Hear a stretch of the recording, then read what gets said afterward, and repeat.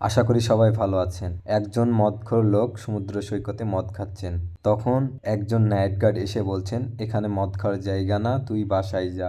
মদখোর লোকটি বলছে, মুখে লাইট মারিস না, দেখছিস না আমি মদ খাচ্ছি। গার্ডের লোকটি বলছে, রাত কত হয়েছে খেয়াল আছে?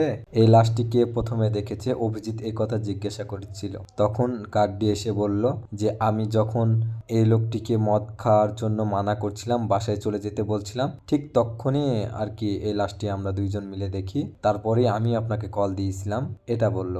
তারপর অভিজিৎ সবাইকে জিজ্ঞাসা করলেন যারা লাশের পাশে দাঁড়িয়েছিলেন যে এই লাশটি সম্পর্কে বা এই লাশটিকে কেউ কি চিনে, কিন্তু কেউ বলল না যে চিনি। তাই বলে সবাই চলে গেল। এরপর লাশটিকে তদন্ত করা হচ্ছিল।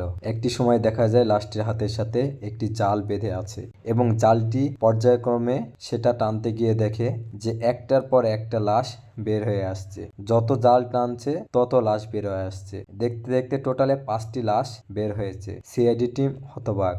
সিআইডি টিমের আরেকজন কর্মকর্তা বলছেন যে এখানে অবশ্যই এরা পার্টিতে আসছিল, এদেরকে পার্টিতে মারা হয়েছে। এরপর তদন্ত করার জন্য সিআইডি টিম লাশগুলোকে নিয়ে যায় এবং তদন্ত শুরু করে এবং দায়া থেকে শুরু করে অভিজিৎ সবাই এটা নিয়ে খুবই আলোচনা করছিলেন এবং একটি সময় তা বুঝতে পারে যে 4জনকে আঘাত দিয়ে মারা হয়েছে বা 4জনের মৃত্যুর ধরন একই, কিন্তু একজনের আলাদা। তার বুকটা আর কি চৌচির করে কাটা হয়েছিল। সিআইডি টিম জানতে পারে যে 4টি লাশের জন্য থানাতে জিডি করা হয়েছিল, কিন্তু একজনের নামে জিডি নাই। এরপর সিআইডি টিম তার বাসায় গিয়ে দেখে, কিন্তু তার স্ত্রী বলে যে উনি 5 মাস আগেই মারা গেছেন, তিনি মারা গেছেন রোড অ্যাক্সিডেন্টে। এটা নিয়ে সিআইডি টিমের হতাশা বেড়ে যায় এবং বোট চালক বলেন যে সামনে এই পর্যন্তই ভারতের অংশ, এর ওই পারে যাওয়া যাবে না। এরপর তখন দয়া বলেন যে এখানেই পানিতে নেমে দেখা হোক যে এখানে কি কি আছে, কারণ সেই বোটটি খুঁজে পাওয়া যাচ্ছে না, তাহলে এই বোটটি এখানেই ডুবে থাকতে পারে।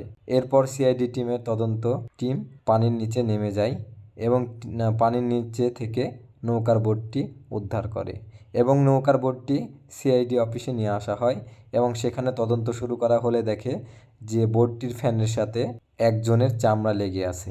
আমার ভিডিওটি যদি আপনাদের ভালো লেগে থাকে তাহলে লাইক, কমেন্ট, শেয়ার এবং সাবস্ক্রাইব করে পাশেই থাকবেন।